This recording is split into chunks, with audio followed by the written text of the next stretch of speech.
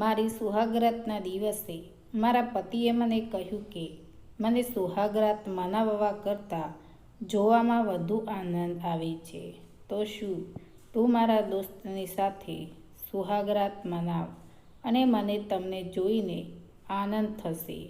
હું તેના આવા શબ્દોથી પાગલ થઈ ગઈ હતી અને મારા પતિના દોસ્તને મારી સુહાગરાતમાં મારી સાથે. મારું નામ નીતા છે. દરેક છોકરીની જેમ મારી પણ મોટી ઈચ્છાઓ હતી. જેમ જેમ હું યુવાન થતી હતી તેમ તેમ મારા મમ્મી પપ્પાએ મારો સંબંધ તો ઠીક પણ જલ્દી મારા લગ્ન પણ ગોઠવી દીધા.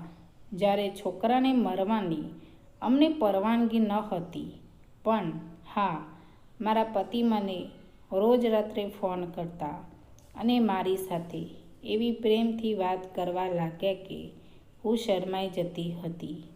તેના શબ્દમાં પ્રેમની ભાષા હતી અને હું તેના પ્રેમની ચાસણીમાં ડૂબી જતી. પછી તે મને કહેતો કે લગ્નની તૈયારીઓ જલ્દી કરી લેવી જોઈએ. હું તારા વગર નહીં રહી શકું. આપણા મમ્મી પપ્પાને લગ્ન વિશે કહી જલ્દી દેખરેખ કરી લઈએ, જેથી તું મારી પત્ની બનીને જલ્દી મારા ઘરે આવી શકે. હું તેની આવી વાતોથી શરમાઈ જતી. હું કહેતી હોય, તમે તો તમારી પાસે થોડી પણ નથી. અમારા લગ્નના હવે કેટલાક દિવસ બાકી છે. તે મને આશ્વાસન આપતા, તમને આ પ્રેમની ભાષા છે. ધ્યાનથી મેં તારી તસવીર જોઈ છે.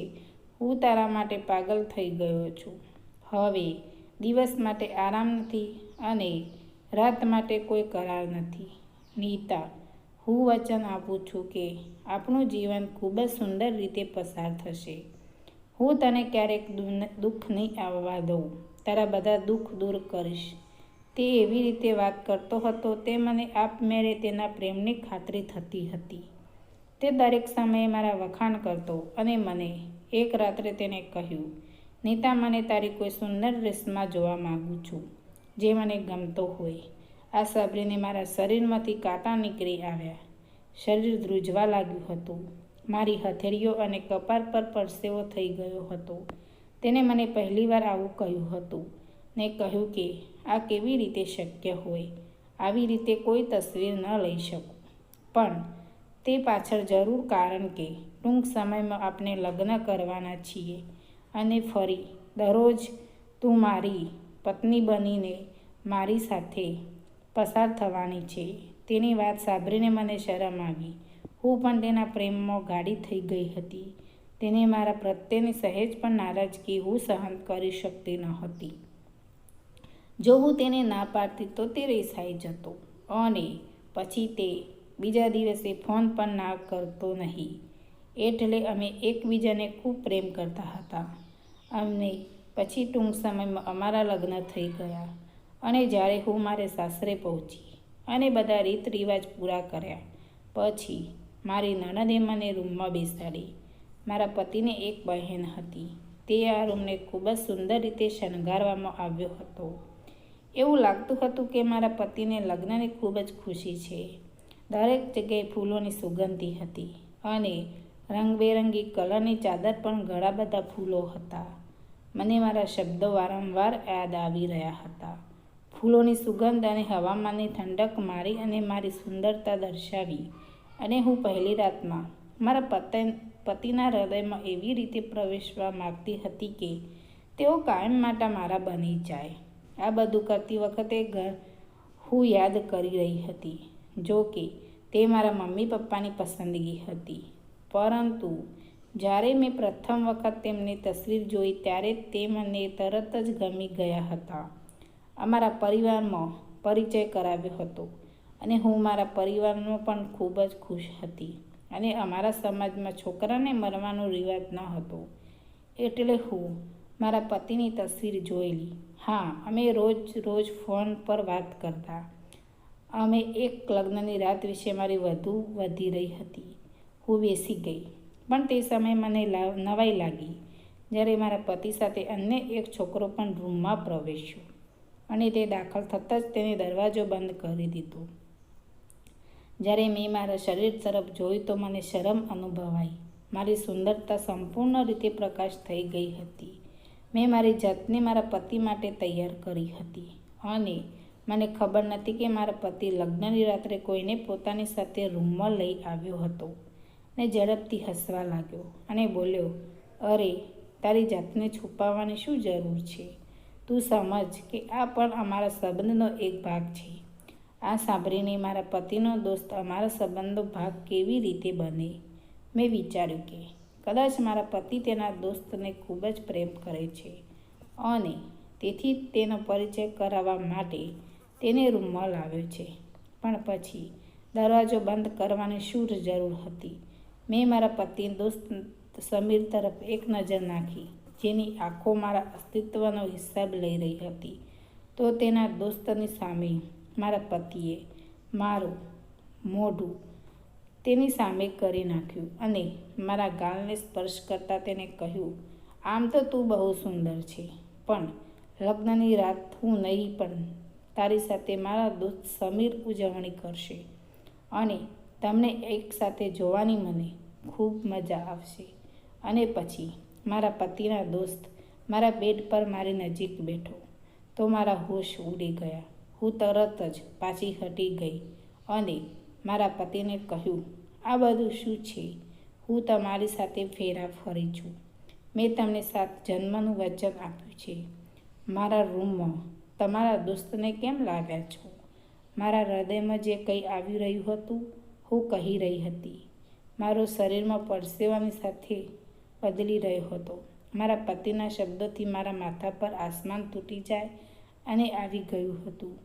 જો તે મજાક કરતો હોય તો પણ આ મજાક મારી લગ્નની રાત્રે પોતાની પત્નીને બીજા પુરુષને કોણ વિચારી શકે?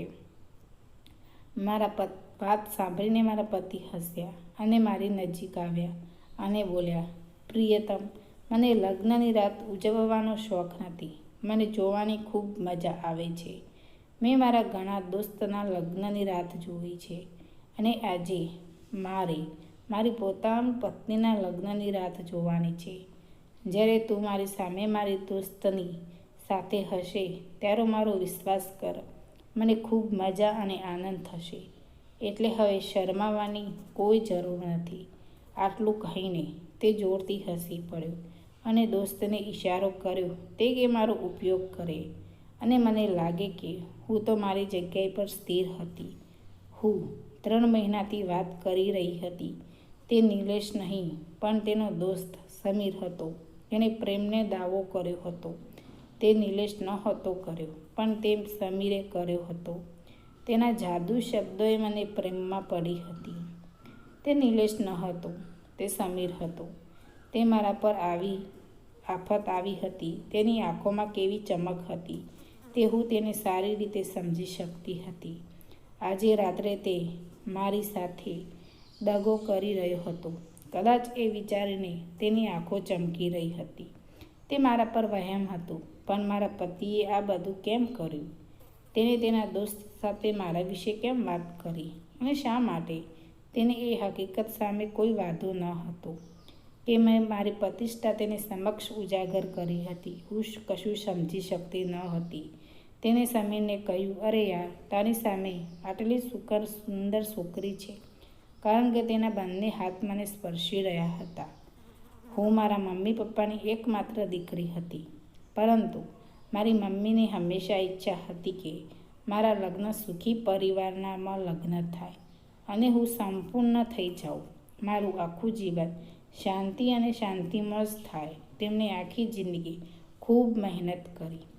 પરંતુ તે મારી મમ્મીને એવું હતું કે મોટી હોટલોમાં ખાવું તેનું સપનું હતું.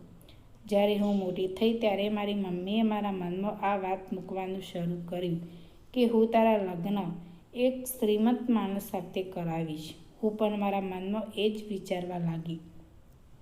પણ મોટા બંગલામાં રાણી બનીને જઈશ. મારા પપ્પા હંમેશા કહેતા થતું, માણસનું દિલ સારું હોવું જરૂરી છે. પણ મારી મમ્મીની આ બધી વાતો જૂની લાગતી હતી.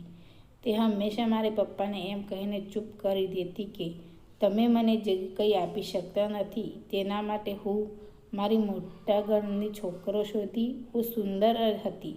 મારા પપ્પાના શબ્દો મને યાદ આવી રહ્યા હતા. અને મેં મારા પતિના દોસ્તને મારી પાસેથી ધક્કો માર્યો અને હું રૂમની બહાર નીકળી ગઈ. પછી મેં તરત મમ્મી પપ્પાને ફોન કર્યો અને બધી સાચી ઘટના કહી અને મારા પપ્પા મને લેવા આવ્યા અને મેં મારા પતિ સાથે મારો સંબંધ તોડી નાખ્યો અને હું મારા પપ્પાની સાથે મારા પિયર ચાલી ગઈ અને મને આ દુઃખમાંથી બહાર આવતા ઘણો સમય લાગ્યો અને મારા પપ્પાએ મારો સંબંધ ફરીથી શોધ્યો અને મેં ફરીથી લગ્ન કર્યા અને હું અત્યારે મારા પતિ સાથે ખૂબ જ ખુશ હતી અને ભલે તે ગરીબ છે પરંતુ મને ખૂબ પ્રેમ કરે છે.